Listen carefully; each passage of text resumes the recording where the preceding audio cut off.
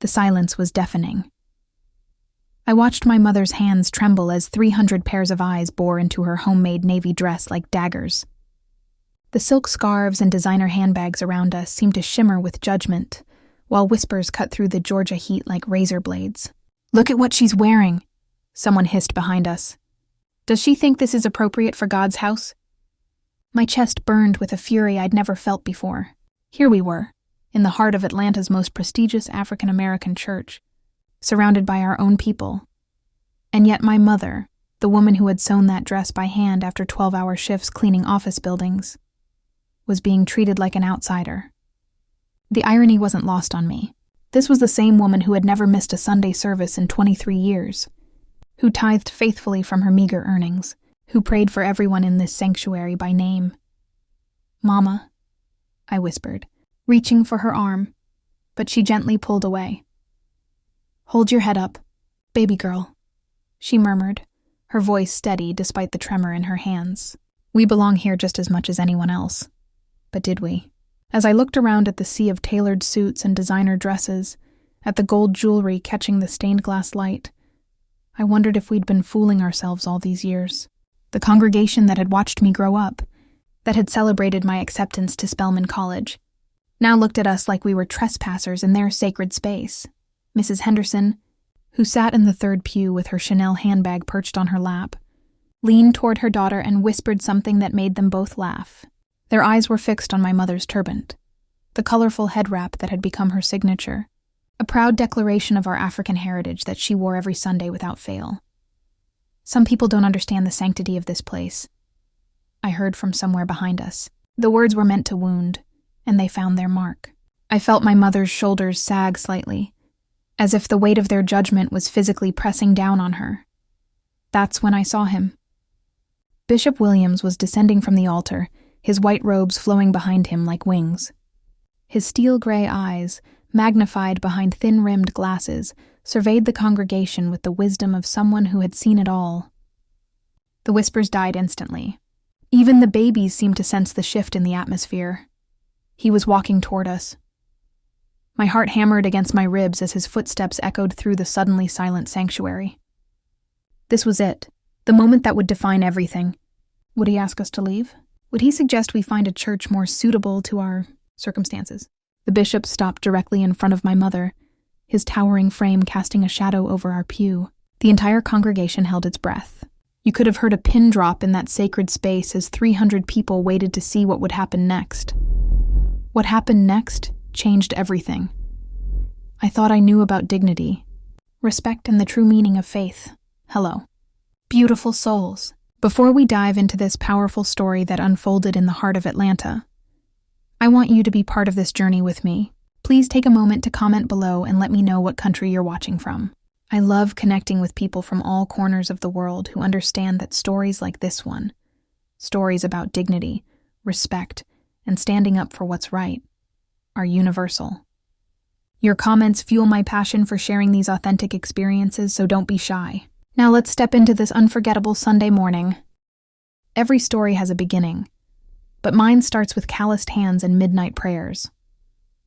Growing up in Atlanta's Mechanicsville neighborhood, I learned early that my mother, Sarah Mae Johnson, was different from other mothers. While my friends' moms worked in offices or taught at schools, mine cleaned them. Every morning at 4 a.m., I'd wake to the sound of her moving quietly through our small apartment, preparing for another day of making other people's spaces beautiful, while her own hands grew rougher with each passing year. "Education is your way out. Baby girl," she'd tell me as she packed my lunch in a brown paper bag that she'd use again tomorrow.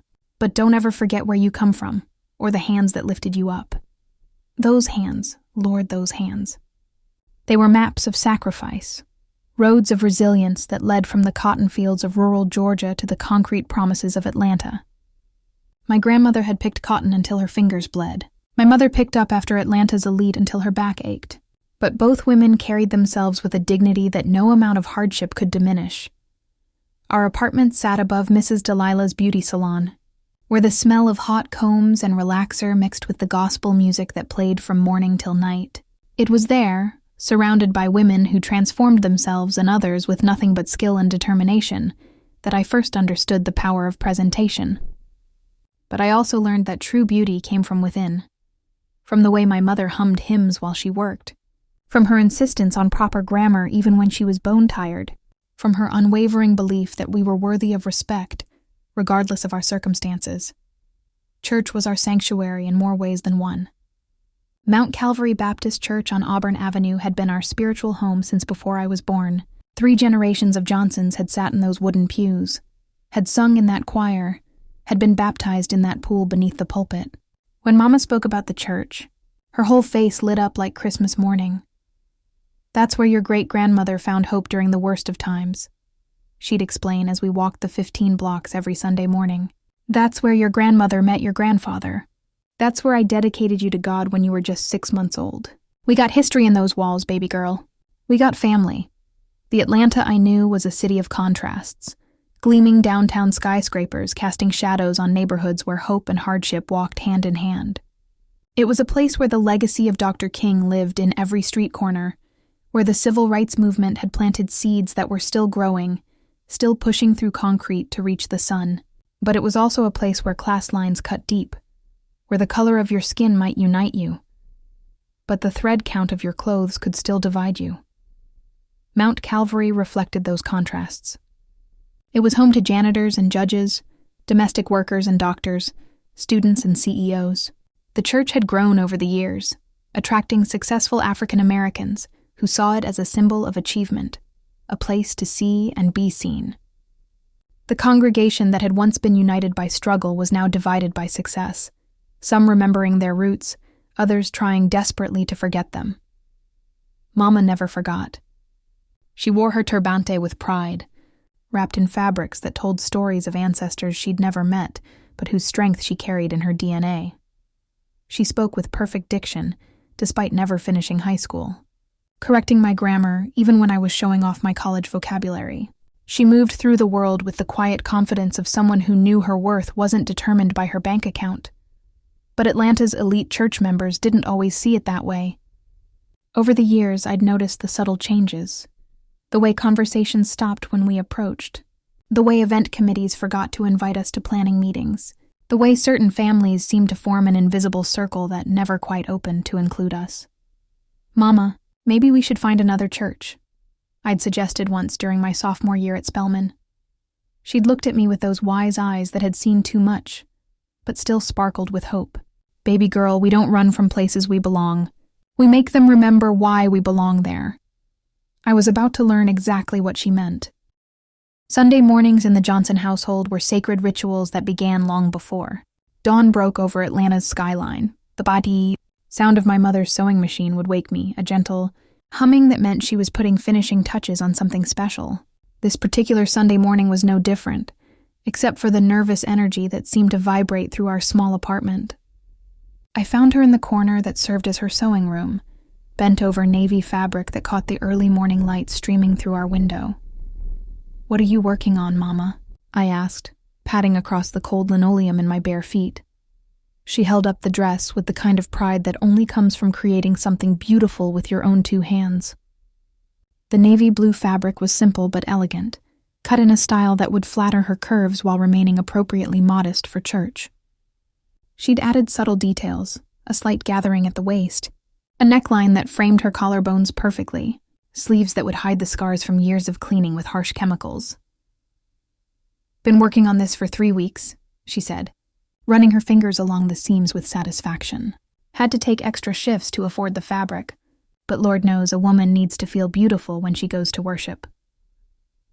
I watched her hold the dress against herself in the mirror, and for a moment, I saw her as she used to be, young, hopeful, full of dreams that extended beyond the boundaries of our neighborhood. The dress might have cost her a fraction of what the other church ladies spent on their Sunday outfits, but the love and care stitched into every seam made it priceless. "It's beautiful." "Mama, you're beautiful," she kissed my forehead, leaving the faint scent of cocoa butter and determination. "Beauty isn't about the price tag, baby girl. Your great-grandmother taught me that. She could make a flour sack look like a ball gown with nothing but skill and dignity." As she prepared for church, I watched the transformation that happened every Sunday morning. The woman who spent her weeks invisible to the people whose offices she cleaned became radiant. She wrapped her turbante with the precision of an artist, choosing colors that complemented her dark skin and made her eyes shine. Her movements were deliberate, purposeful. This was her armor, her way of presenting herself to the world as someone who mattered. "Tell me about great-grandmother again," I said, as I helped her with the clasp of her one good necklace, a small gold cross that had belonged to 3 generations of Johnson women. Mama's face softened with the memory. Lucille May was something else. Born in 1912, right here in Georgia, when being a black woman meant you had to be 10 times stronger than anybody expected. She picked cotton till her hands bled, cleaned white folks' houses till her knees gave out, but every Sunday, she walked into church looking like royalty. She sat on the edge of her bed, pulling on the sensible black shoes she'd worn to church for the past 5 years. During the Depression, when we didn't have money for new clothes, she'd take scraps and remnants and create outfits that made other women jealous. "Presentation is power," she used to say. "When you look like you matter, people start to believe you matter." I thought about this as I got ready, pulling on one of my college outfits, a simple skirt and blouse that suddenly felt extravagant compared to my mother's careful preparation.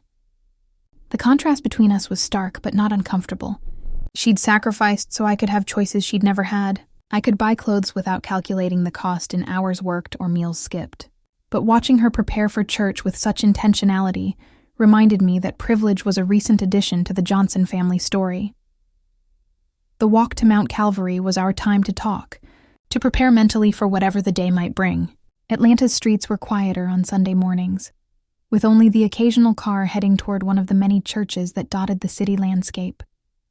The air was thick with humidity and possibility, the kind of morning that felt suspended between seasons. "How are things at school, baby girl?" Mama asked as we walked past the mural commemorating the civil rights movement that covered the side of the old grocery store. I told her about my classes, about my friends, about the professors who were pushing me to think bigger, dream larger. But I also told her about the conversations I'd been having with other students, discussions about class and privilege within our own community, about how success sometimes created new forms of segregation. "Some of my classmates talk about people like us," I admitted, watching her reaction carefully. "They call us ghetto or hood rich when we show pride in our culture. They act like being successful means forgetting where you came from." Mama stopped walking and turned to face me, her hands reaching up to adjust my collar with the tenderness that had comforted me through every crisis of my 21 years. "Listen to me, Sarah Elizabeth Johnson," she said, using my full name the way she did when she needed my complete attention. "Success without memory is just expensive foolishness. Those children talking down about their roots are trying to run from something that's already part of their DNA. You can't wash away your history, baby girl. You can only decide what you're going to do with the lessons it taught you." Her words stayed with me as we approached the imposing brick facade of Mount Calvary Baptist Church, where the morning sun was catching the stained glass windows and painting rainbow patterns on the sidewalk. Cars were pulling up, expensive cars driven by people in expensive clothes, people who looked like us but lived in a different world. "Ready?" Mama asked, smoothing down her homemade dress one final time. I nodded, but my stomach was already churning with anticipation. Something felt different about this Sunday morning, like the air itself was charged with electricity. As we climbed the stone steps toward the massive wooden doors, I had no idea that we were walking into a moment that would reshape everything I understood about dignity, belonging, and the true meaning of faith. The moment we stepped through those heavy wooden doors, I knew this Sunday would be different. The usual warm greetings were replaced by sideways glances and barely concealed whispers. Mrs. Patterson, who had hugged me every Sunday since I was 5 years old, offered only a tight smile before turning away to adjust her designer handbag. The Deacon Williams family, whose son had been my study partner in high school, suddenly found the church bulletin fascinating enough to require their complete attention. But it was the Henderson family that delivered the first real blow. Well, Mrs. Henderson said loudly enough for half the vestibule to hear. "I see some people didn't get the memo about appropriate Sunday attire." Her daughter, Keisha, who I'd known since childhood, but who now attended a private college in Massachusetts, looked my mother up and down with the kind of practiced disdain that wealth teaches well. "I know, right? There's a difference between humble and, well, you know. The words hit my mother like physical blows, but her spine straightened rather than bent. She reached for my hand, not for support, but to ground me, to remind me that we were better than the poison being directed at us. Good morning. Mrs. Henderson, Keisha. Mama's voice was steady, gracious even. How lovely to see you both. I hope your family is well. The forced politeness of the exchange made my skin crawl. These were people who had watched me grow up, who had celebrated when I got into Spelman, who had known my mother as a faithful member of this congregation for over 2 decades. Now they were treating her like a stranger who had wandered in from the street. We made our way into the sanctuary, and I felt the weight of judgment following us down the aisle. The beautiful stained glass windows that had always filled me with wonder now seemed to cast shadows instead of light. The familiar wooden pews felt like foreign territory as conversations stopped in our wake. Look at that head wrap, someone whispered behind us.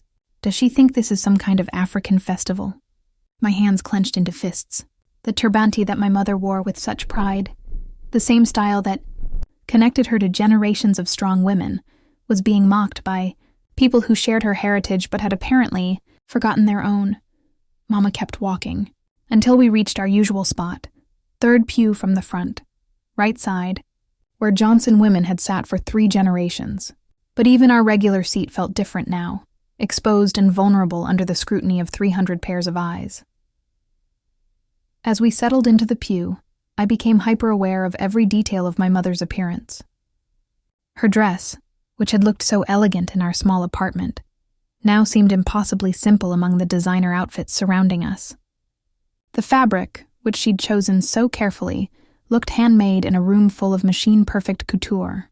Her shoes, polished but worn, told stories of long hours on her feet, while the Italian leather around us whispered of privilege. But it was her turbante that drew the most attention. The vibrant fabric, wrapped with skill passed down through generations, seemed to glow against her dark skin. It was a crown of cultural pride in a room full of people trying to forget their roots. It was authenticity in a space that increasingly valued appearance over substance. Maybe we should sit in the back today, I whispered, suddenly conscious of how visible we were. No, baby girl. Her voice was firm but quiet. We sit where we always sit, where we belong. The choir began their processional, and for a moment, the familiar music transported me back to childhood Sundays, when the church felt like a second home. But even the hymns couldn't drown out the continued whispers around us. I heard she cleans offices downtown, someone said behind us. And that daughter of hers, acting all high and mighty just because she goes to Spelman. Some people need to know their place. Each comment was like a needle, small but sharp, designed to remind us that success and education couldn't erase the circumstances of our birth. The irony was suffocating.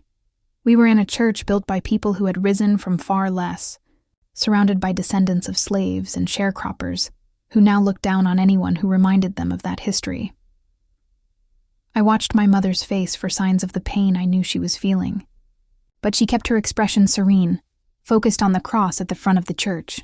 Her hands remained steady in her lap, her posture erect with the dignity that no amount of whispers could diminish. Bishop Williams took his place at the pulpit, and his presence commanded immediate respect. At 63, he was a man who had seen the church through decades of growth and change, who had baptized babies and buried grandparents, who understood the complexities of a congregation that spanned every level of Atlanta's Black community. "Good morning, Mount Calvary family," he began, his deep voice resonating through the sanctuary.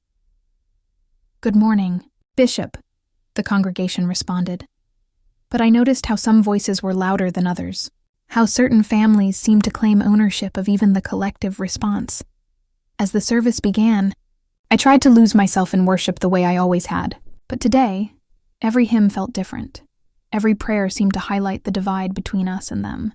When we stood to sing, I was acutely aware of how my mother's voice, clear and true and trained by years in the church choir, rose above the designer-clad congregation around us. The sermon was about love and acceptance, about Jesus eating with tax collectors and sinners, about how the kingdom of heaven belonged to all people regardless of their earthly circumstances. Bishop Williams spoke with the passion that had made him beloved throughout Atlanta's religious community, but I wondered if his words were reaching the hearts that needed to hear them most.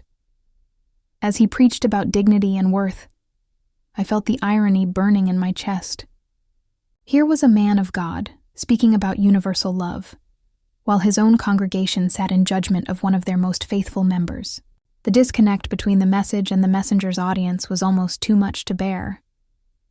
But Mama sat through it all with grace, nodding at appropriate moments, adding her amens to the bishop's words, participating fully in a service where half the congregation seemed to wish she wasn't there. When the service ended, I expected us to file out quietly, to escape the hostile atmosphere and find peace in the familiar streets of our neighborhood. But as the final hymn faded and people began to gather their things, I noticed something that made my blood run cold. Bishop Williams was stepping down from the pulpit, and he was looking directly at us. Time moved like honey as Bishop Williams descended from his pulpit, his white robes flowing behind him with each deliberate step. The sanctuary, which had been buzzing with the usual post-service chatter, fell into an unnatural silence. 300 people sat frozen in their pews, watching as their spiritual leader walked down the center aisle with the kind of purposeful movement that suggested something momentous was about to happen. I felt my mother's hand find mine, not with the trembling I expected, but with the steady grip of someone who had faced judgment before and survived it. Her breathing remained even, controlled, while mine came in short, shallow bursts that matched the racing of my heart. "What's he doing?" Someone whispered behind us. "Why is he coming down here? Is he going to ask them to leave?" The questions floated through the air like smoke, each one stoking the fire of anticipation that was building in the sacred space. I wanted to disappear, to melt into the wooden pew and escape the scrutiny of hundreds of eyes that seemed to be dissecting every detail of our presence. But Bishop Williams wasn't looking at the congregation. His steel-gray eyes, magnified behind those thin-rimmed glasses, were fixed steadily on my mother with an expression I couldn't quite read. There was something in his gaze, not judgment, but assessment, as if he was seeing something the rest of us had missed. The Henderson family, who had delivered the first cutting remarks about my mother's dress, now sat with smug satisfaction painted across their faces. Mrs. Henderson actually straightened in her pew, as if preparing to witness vindication for her earlier comments. Her daughter Keisha held up her phone, ready to record what she clearly expected to be a moment of public humiliation. "This should be good," I heard someone murmur. My stomach churned with a mixture of dread and rage. After 23 years of faithful service to this church, after countless hours volunteering for every committee that would have her, after raising money for missions and comforting families in grief, was this how my mother's dedication would be rewarded? With public embarrassment in front of the congregation she had served so lovingly? Bishop Williams stopped at the end of our pew, his imposing figure casting a shadow over us. Up close, I could see the wisdom etched in the lines around his eyes, the weight of leadership that he carried in his shoulders, the careful consideration with which he was choosing this moment. The silence stretched until it became almost unbearable. Babies who had been fussing moments before seemed to sense the gravity of the situation and fell quiet. Even the old church building itself seemed to hold its breath, waiting to see what would unfold in its sacred space. "Sister Sarah," Bishop Williams said finally, his deep voice carrying clearly through the sanctuary. The formal address sent another wave of whispers through the congregation. This was it, the moment when our membership would be questioned, when we would be politely but firmly encouraged to find a church more suitable to our circumstances. My mother stood slowly, her homemade dress falling into perfect lines around her figure. The navy fabric, which had seemed so simple among the designer outfits, now appeared dignified in its simplicity, honest in a way that the expensive clothes around us somehow weren't. "Yes, Bishop," she replied, her voice steady and clear. He studied her for a long moment, taking in the careful way she had dressed, the pride with which she wore her turbante, the quiet dignity that radiated from her despite the hostile atmosphere surrounding her. When he spoke again, his words carried a weight that seemed to settle over the entire sanctuary. "Sister Sarah, You have been a faithful member of this congregation for how long? 23 years, Bishop, she answered without hesitation. 23 years, he repeated, turning slightly to address the congregation. 23 years of faithful service. 23 years of tithing even when it meant sacrifice. 23 years of volunteering for every committee, every outreach program, every effort to spread God's love in this community. I felt a shift in the atmosphere, subtle but unmistakable. The smugness on some faces was beginning to waver, replaced by uncertainty. This wasn't going the way anyone had expected. And in those 23 years, Bishop Williams continued, his voice growing stronger. Have you ever missed a Sunday service without being sick or out of town? No, sir, I have not. Have you ever failed to contribute to this church, whether through your financial offering or your service? No, sir, I have not. The questions were building something, not just a defense of my mother, but an indictment of the congregation that had spent the morning judging her.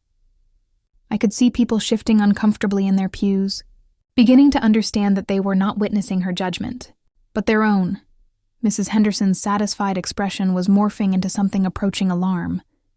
The phone in her daughter's hand remained raised, but Keisha seemed suddenly uncertain about what she was recording. And Sister Sarah, Bishop Williams said, his voice taking on the cadence he used for his most important sermons. When other members of this congregation have faced hardship, job loss, illness, family crises, have you not been among the first to offer comfort and support? I try to be, Bishop. We're all family here. The word family hung in the air like a challenge. Family.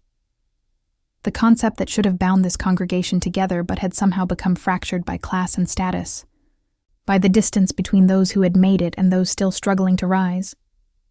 Bishop Williams nodded slowly, and I saw something flash in his eyes, not anger, but the kind of righteous determination that had made him a respected leader throughout Atlanta's religious community. He was building toward something, constructing a moment that I sensed would echo through this church for years to come. Then let me ask this congregation a question, he said, turning to face the hundreds of people who had spent the morning whispering about my mother's dress, her turbante, her worthiness to worship among them. The silence was complete now, so profound that I could hear the air conditioning cycling in the background, the distant sound of traffic on Auburn Avenue, the beating of my own heart, as we stood on the precipice of something that felt both terrible and wonderful. When did we forget? Bishop Williams asked, his voice rising with each word, that this is God's house, not a fashion show? When did we decide that a person's worth could be measured by the thread count of their clothes rather than the quality of their character? The questions hit the congregation like physical blows. I saw people looking down at their expensive outfits, suddenly conscious of what they represented. I saw others fidgeting with jewelry that moments before had seemed like symbols of success, but now felt like barriers to authentic worship. But Bishop Williams wasn't finished. He was just getting started. What happened next will be seared into my memory until my dying day. Bishop Williams stepped directly in front of my mother, close enough that their conversation became intimate despite the hundreds of witnesses surrounding them. When he spoke again, his voice carried the kind of gentle strength that had made him beloved throughout Atlanta's faith community. Sister Sarah, would you please tell this congregation about the dress you're wearing today? The question caught everyone off guard, including me. Why was he asking about her dress? Wasn't it obvious that it was homemade, simple, different from the designer outfits that filled the sanctuary? What point was he trying to make?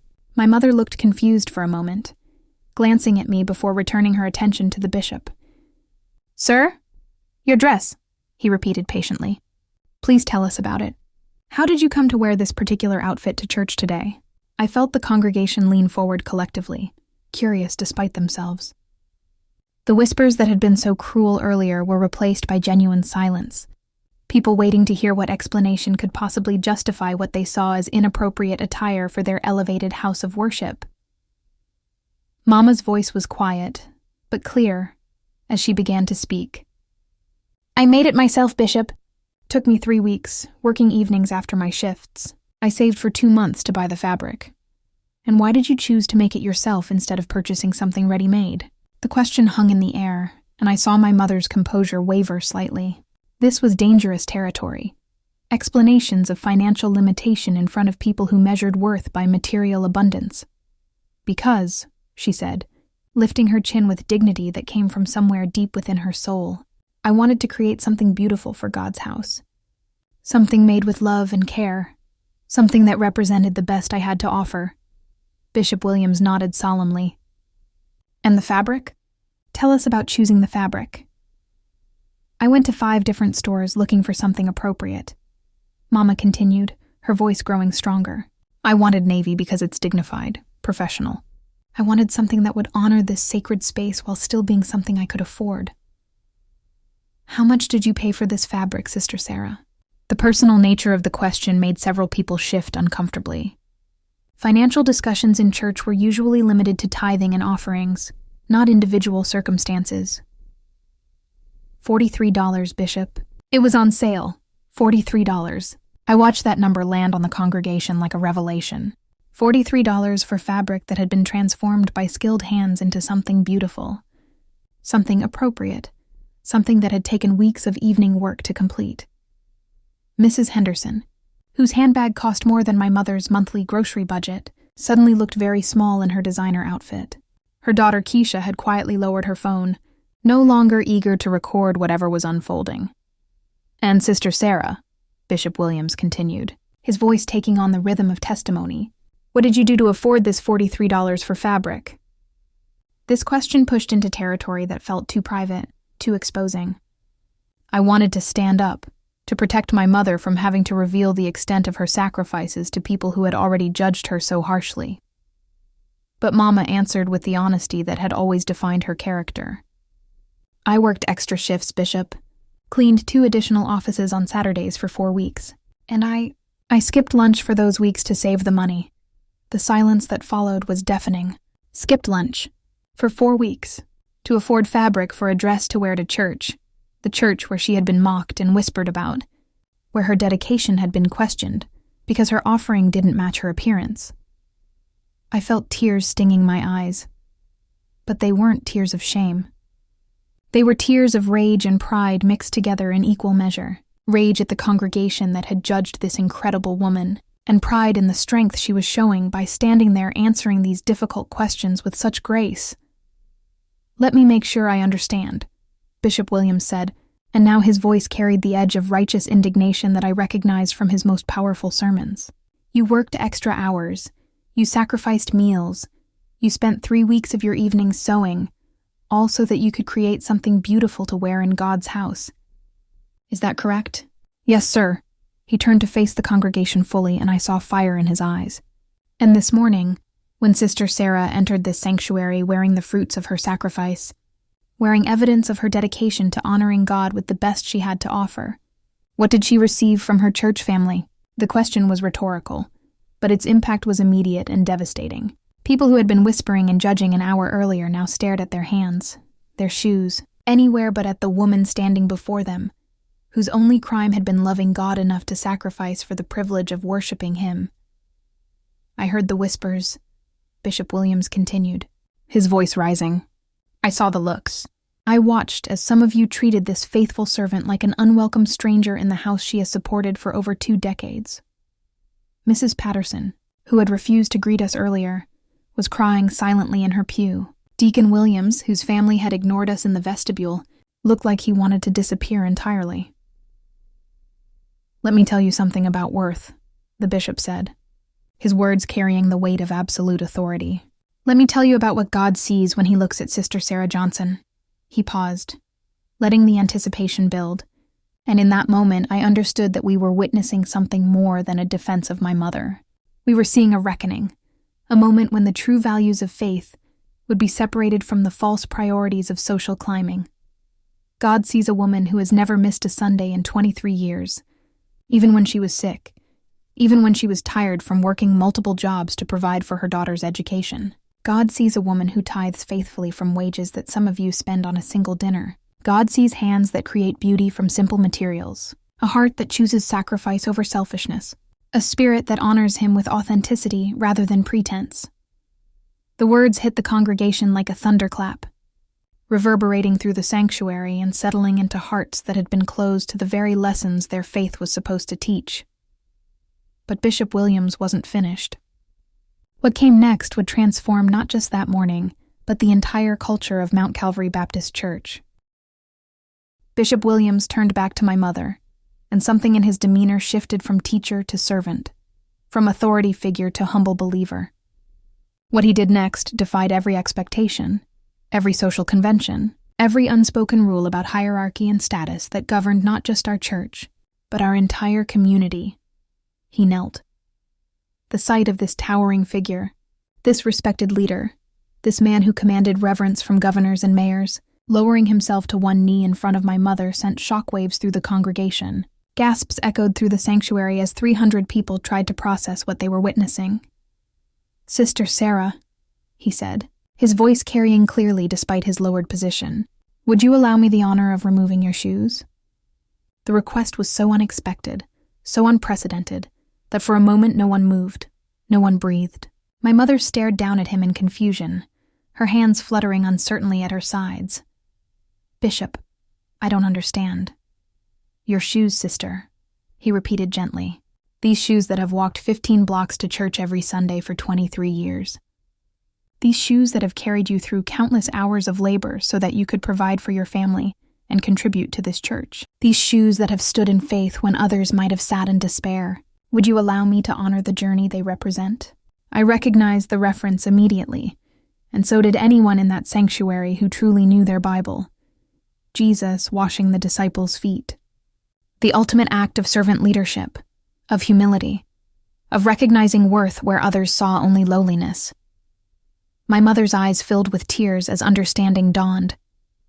This wasn't about her shoes at all. This was about everything those shoes represented: sacrifice, dedication, unwavering faith despite hardship. This was about a leader acknowledging that true service to God wasn't measured in dollars tithed, but in devotion demonstrated. "Bishop," she whispered, "you don't need to—" "Yes, I do," he said firmly. "We all do." With careful, reverent movements, he began to untie her worn black shoes. The same shoes she'd worn to church for 5 years because new ones meant choosing between footwear and groceries, between personal comfort and her daughter's education expenses. The sanctuary was so quiet, I could hear the soft whisper of the laces being loosened, the gentle sound of leather against skin as he slipped first one shoe, then the other, from her feet. He held them in his hands as if they were precious artifacts, which in a way they were. They were evidence of faith in action, of love demonstrated through countless small sacrifices. "These shoes," he said, rising to his full height while still holding them, "have walked more miles in service to God than most of us will walk in a lifetime.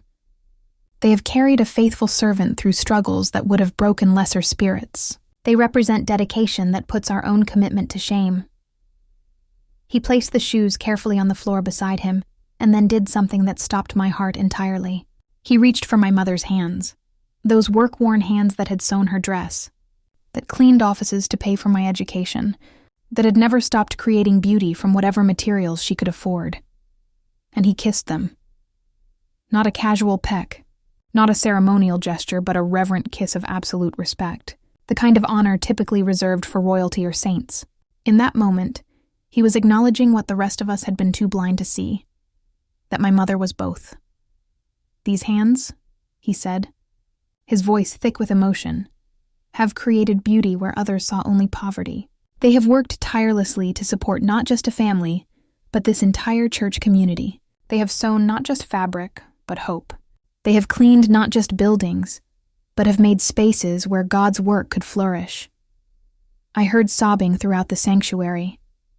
Not the quiet tears of polite emotion, but the deep, wrenching sobs of people confronting their own failures, their own prejudices, their own distance from the very faith they claimed to embrace. Mrs. Henderson was crying so hard her makeup had created dark streams down her cheeks. Her daughter Keisha had put her phone away entirely, her face buried in her hands as she processed the magnitude of what she had witnessed and participated in. But Bishop Williams wasn't finished with his demonstration. Still holding my mother's hands, he turned to address the congregation with the intensity of an Old Testament prophet. "Look at her," he commanded, his voice echoing through the sanctuary. "Look at this woman and tell me what you see." The congregation stared, no longer with judgment but with dawning recognition.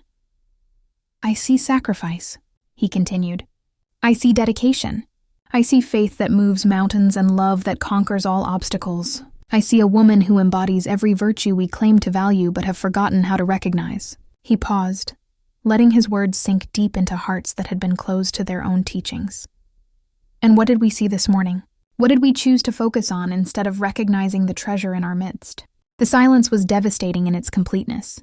We saw fabric instead of faith. We saw simplicity instead of sacrifice. We saw difference instead of devotion. His voice rose with each accusation.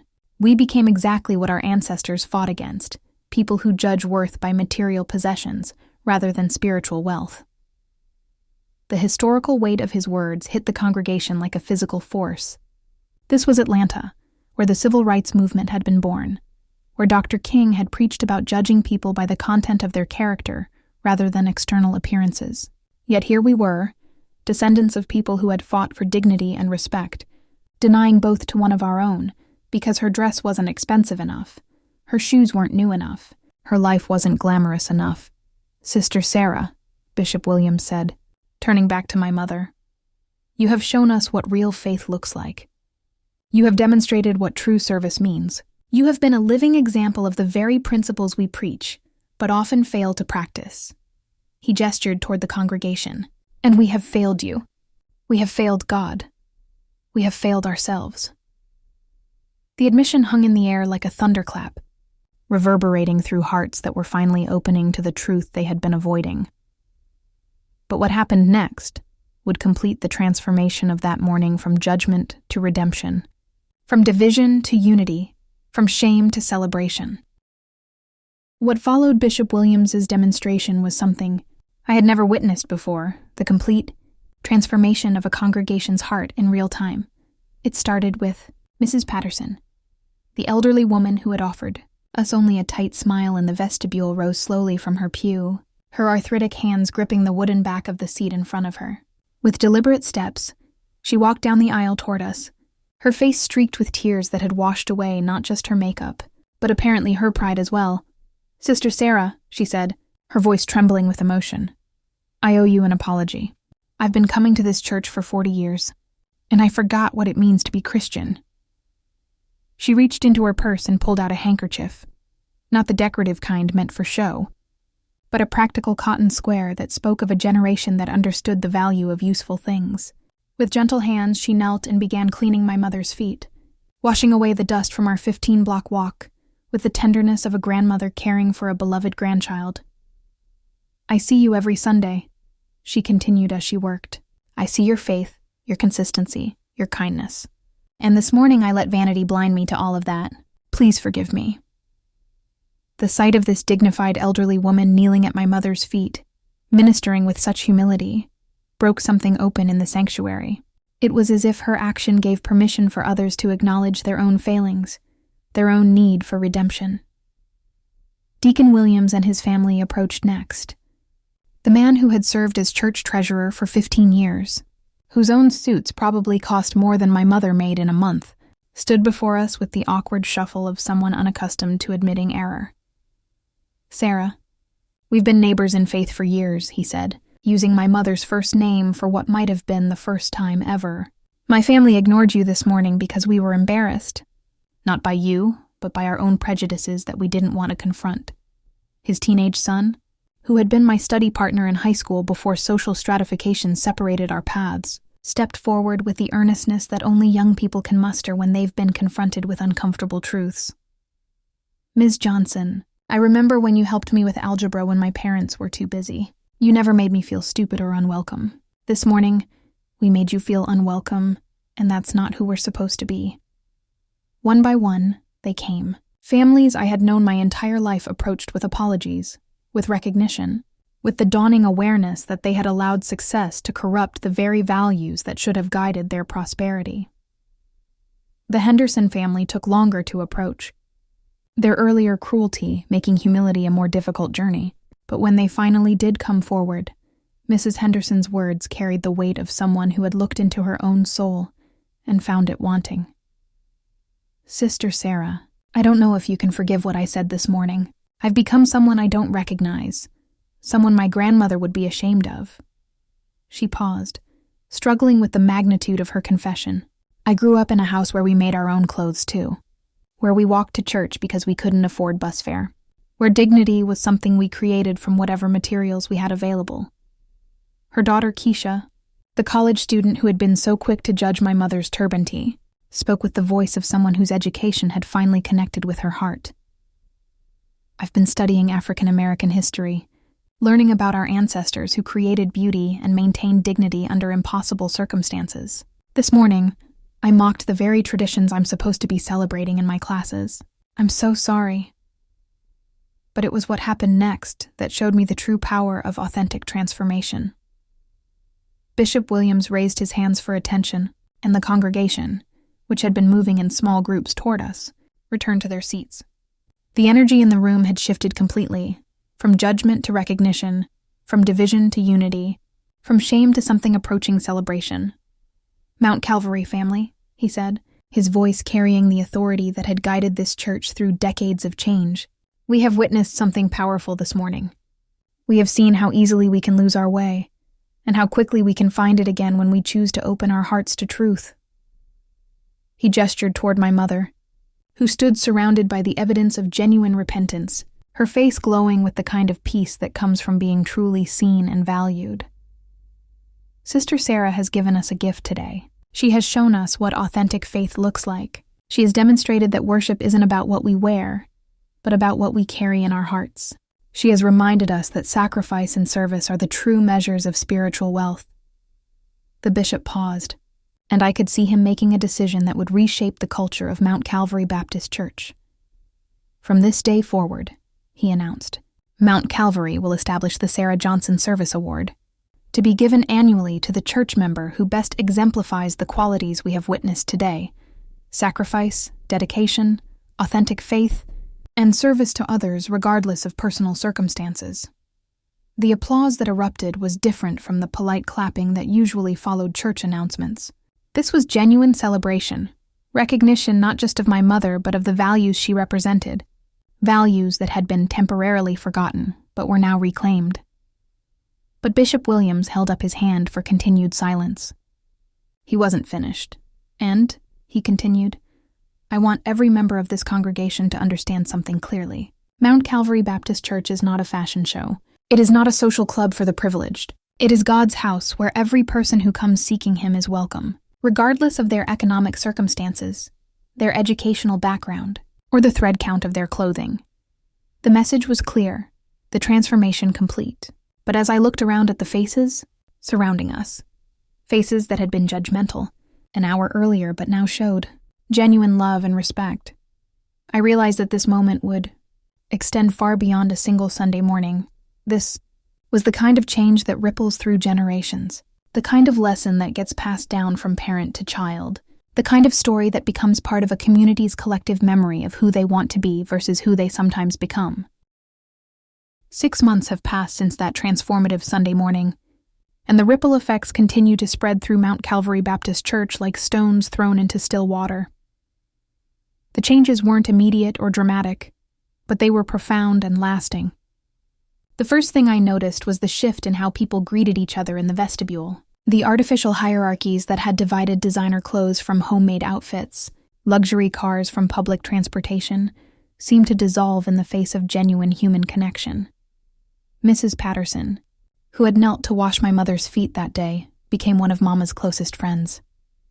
They started a sewing circle that met every Thursday evening, teaching young girls in the community how to create beautiful clothes regardless of their family's budget. The group became known throughout Atlanta as the Dignity Circle, and their work was featured in the Atlanta Journal-Constitution as an example of how faith communities could address economic inequality through practical service. The Henderson family underwent perhaps the most dramatic transformation. Mrs. Henderson enrolled in a community college program to become a social worker, explaining to anyone who would listen that she wanted to serve people instead of just serving herself.